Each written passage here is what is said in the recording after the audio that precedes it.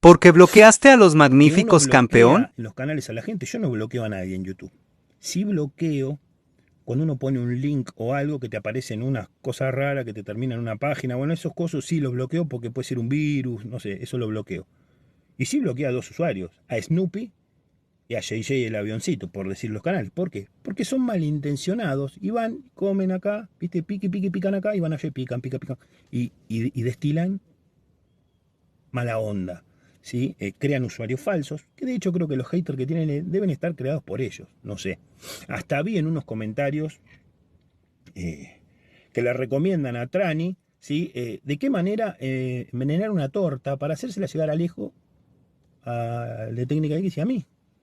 Y que en todo caso que no funcione, Trani dice, no, bueno, entonces vamos con plomo. O sea, esas cosas ponen.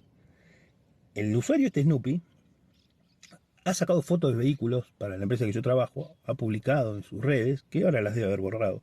Y hablo comentarios homofóbicos, discriminativos, insultos, mentiras, un montón de cosas en el pseudo hater, ese Larry Gato, en ese, y bardeaban con eso. Después ponían NH Tools o MC Tools o todas cosas así.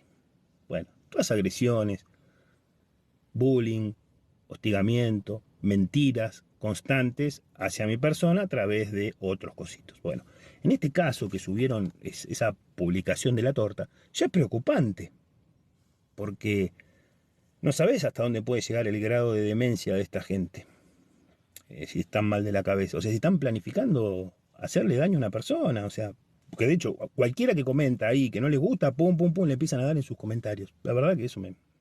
Pero bueno, entonces, hablamos de código. Código. Bueno, está, esta persona Trani no está bloqueada.